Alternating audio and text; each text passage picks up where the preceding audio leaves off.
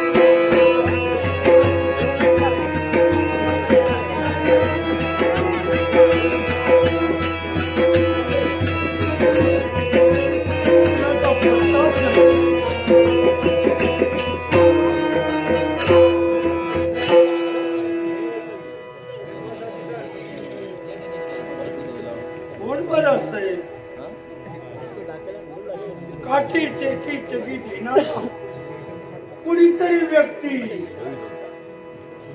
काय खबर लपली असेल. काय करतो ना, पोट भरण्यासाठी ह्या गावातून त्या गावात, त्या गावातून ह्या गावात बायका पोराचा पोट कसं भरताना, पोराच्या शिक्षणाचा कसा भागताना, त्यासाठी ह्या राजाकडून त्या राजाकडे आणि त्या राजाकडून ह्या राजाकडे चांगल्याने कामं करून करून दमलोय. करून आता काय सांगतो ना, आतापर्यंत ह्या राजाकडून त्या राजाकडे इलय, तरी पण काय पोट ह्या गावातून त्या गावात गेलंय. कोण सांगत किशलोर राजो सांगत त्याच्याकडे जाऊन काम केलंय. कमरेमध्ये वाकडा, कमरामध्ये वाकडी तिकडी झाली, सगळं उभ्या राहावं म्हटलं तरी मुश्किल उरली.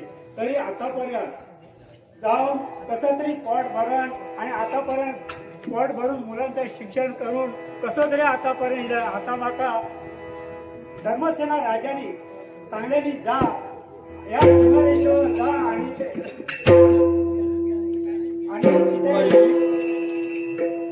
त्यांच्याकडे जा आणि संदेश दे.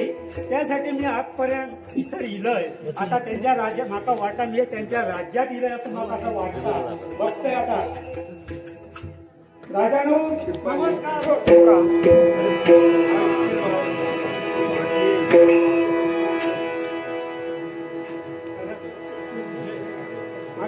आपण काठी टेस्टिक टेकीत येत असता मला आवाज आला. तो बाजूला पाहिला कुणीच नाही, पण थोड्या वेळानं का होईना तुमचं आगमन त्या राष्ट्रपर्यंत झालं. राजाने सांगलेली धर्मसेना राजाने सांगलेली दया आणि मानसी सेनापतीचं त्यांना जाऊन या संदेश दे. तर हजीवर जा आणि या संदेश हे तुझं कर्तव्य कर. त्यासाठी त्यांची ही आज्ञा पाळण्याचं माझं काम असा. आतापर्यंत ह्या राजांचं काम केलंय, हे त्यांनी संदेश दिलेला तुमच्याकडे घेऊन जात आहे. ह्या राजांनी दिल्याने तसं आता पुढच्या राजांचा जाऊन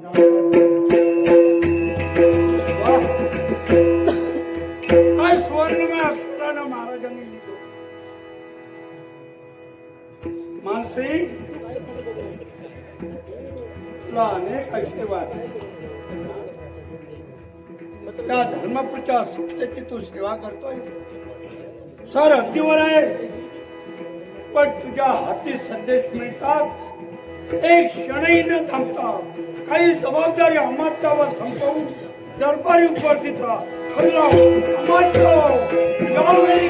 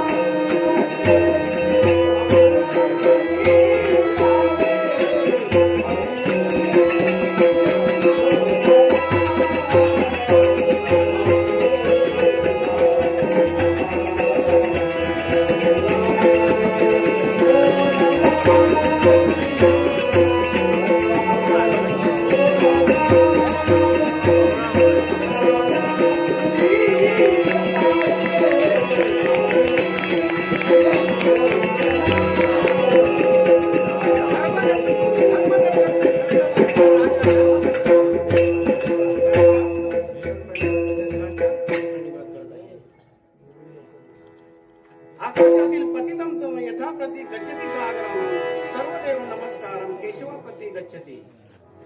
ज्याप्रमाणे आकाशातून पावसाचे पाणी पृथ्वीवर पडून ते समुद्राला जाऊन मिळते, त्याप्रमाणे माझ्या प्रजाजनांची भक्ती करतात ती सुद्धा परमेश्वराला जाऊन मिळते. म्हणून हा धर्मनगरीचा राजा धर्मदत्त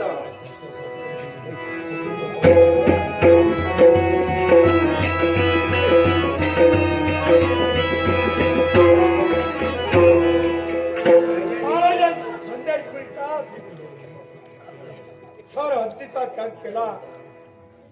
दरबारापर्यंत माझी पावलं पडली. महाराज हा आपला सुरेचा दास पायाचा पाय आपल्या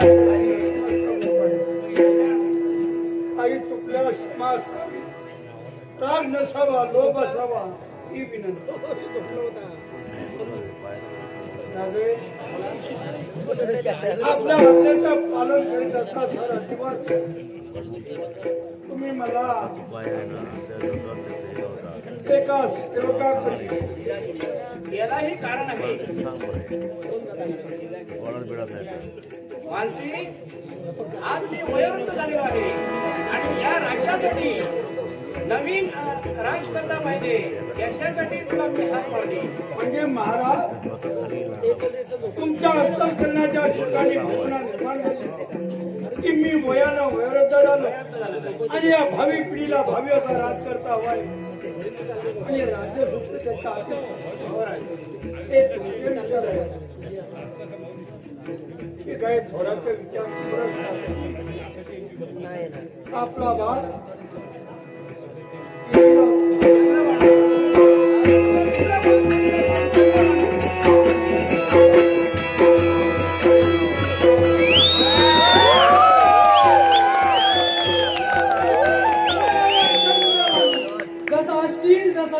असे माझ्या बाबांचे शब्द माझ्या कान मंत्र करता क्षणाचा विलंब न करता राजप्रसादी माझं झालो. पहिला प्रथम बाबाच्या चरणी नतमस्तक व्हावं आणि पुढील कर्तव्य सुरुवात करेल. बाबा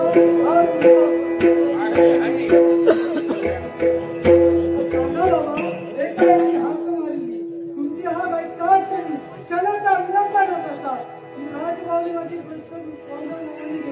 आणि कशासाठी मी आता वयोवृद्ध झालेलो आहे आणि या प्रजेसाठी नवीन राजकर्ता पाहिजे याच्यासाठी आज ही सूत्र जी आहे ती तुझ्या हाती बाबा थांबा मंदिर. मला एकच माहिती आहे, बाण घ्यावं, शिकार करावी एवढंच हेतू माझ्या लक्षात आहे. बाकी मला जमणार नाही आणि मी काही करणार नाही.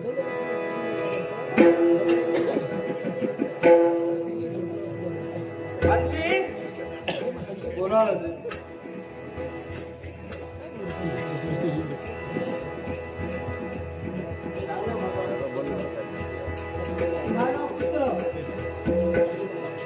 उदय भानू जेटा शिवाजी नाही करा एवढं मी सांगतो.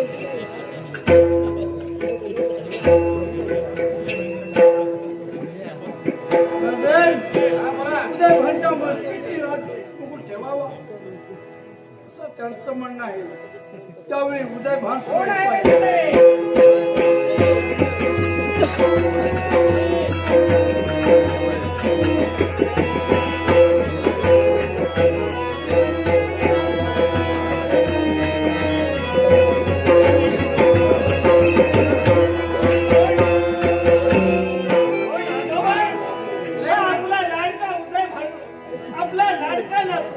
आपल्या पुच्छनीय करणी प्रणाम करतो आहे. बाळ तुला हे कोण ज्यांचा आदर्श आम्ही आमच्या नेत्रासमोर ठेवला, ज्यांच्या प्रेरणेने माणसानं माणुसकी कशी जपावी आणि कर्तृत्व कसं सिद्ध करावं याचं ज्यांच्या प्रेरणेने आम्ही ज्ञान घेतलं ती आमची गुरुमाऊली. नमस्कार.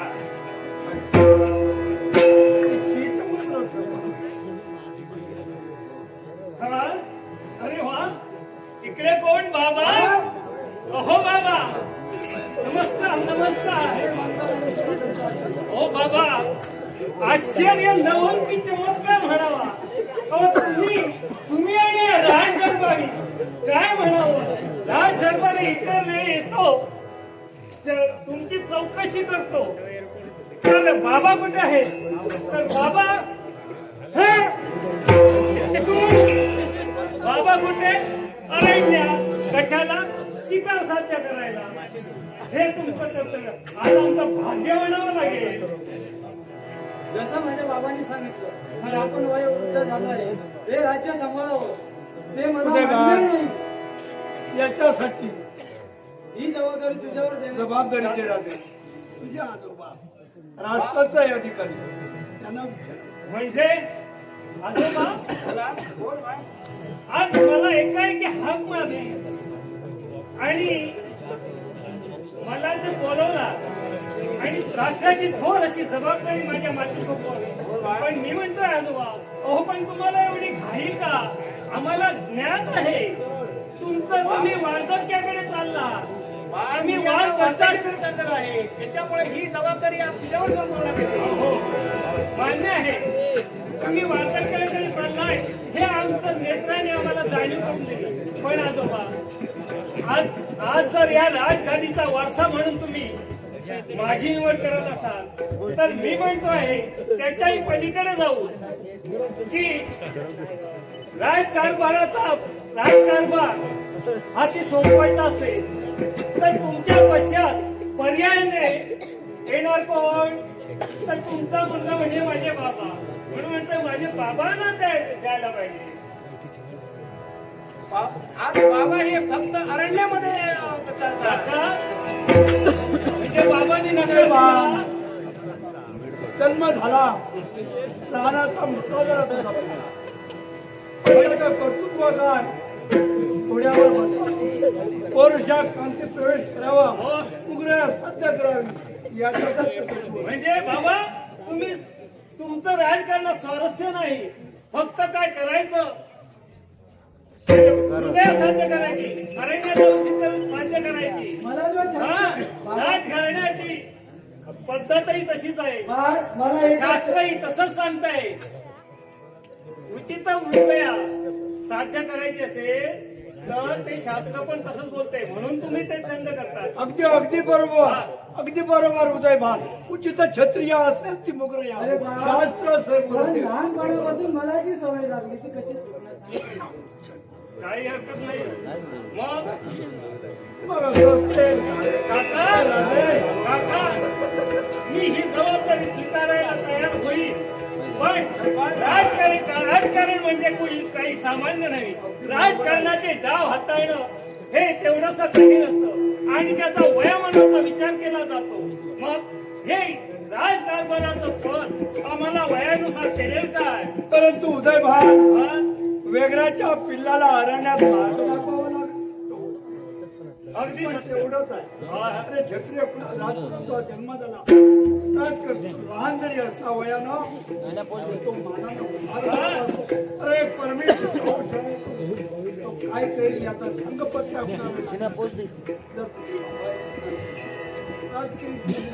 महाराजांच्या आज्ञेप्रमाणे तुझ्या मस्तकी ठेवून तुझा जय जयकार करावा. तुझे बाबाही तुझ्या बरोबर अधून मधून मी सुद्धा मार्ग तरी माझ्या नावाची नियुक्ती केल्यावर सारा हर्षभरीत आनंद होत आहे.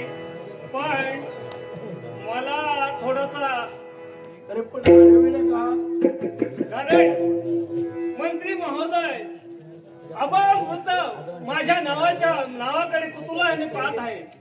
याचा करता जर मी होकार दिला तरच या राजकारभाराचा शिक्कामोर्तब होईल. मग केव्हा आणि कधी? आता या क्षणी हा? याच वेळी. मग तुझ्या मनात राजकीय प्रमुख होण्याचा विचार आहे आणि तुझ्या नावाचा जय जयकार करा. हे तुझ्या आजोबाचं म्हणणं आहे. अर्थात आजोबा बोला, बोल बा. या राष्ट्राची सेवा करण्यासाठी हा तुमचा जर मला पाठिंबा असेल, तुमचं साऱ्यांचं सहकार्य मला असेल तर हा उदय बानू हा राजकारभाराचा पद आणि या तमाम लोक राष्ट्राच्या लोक जनतेची सेवा करण्यासाठी तत्पर राहील.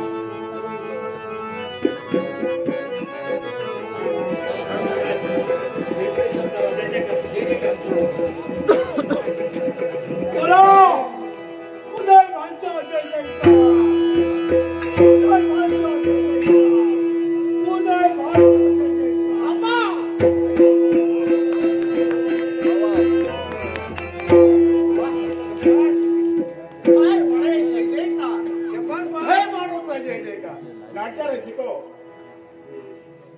तरुण मंडळ याने पकवाज वादक मकरंद गवस यांना बहुमोल अशा तऱ्हेचं पारितोषिक दिलंय. त्यांचे आणि तुमचे आभार मानून या पारितोषिकाचा स्वीकार करतो.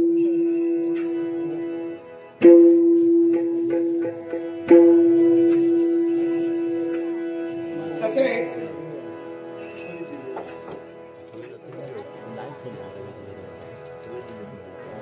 कैलासवासी वैशाली गवस अम्मा हिच्या स्मरणार्थ नातवंडे विभास विराज्ञ आणि विधी याने कैलासवासी अम्मा त्यांच्या स्मरणार्थ 1500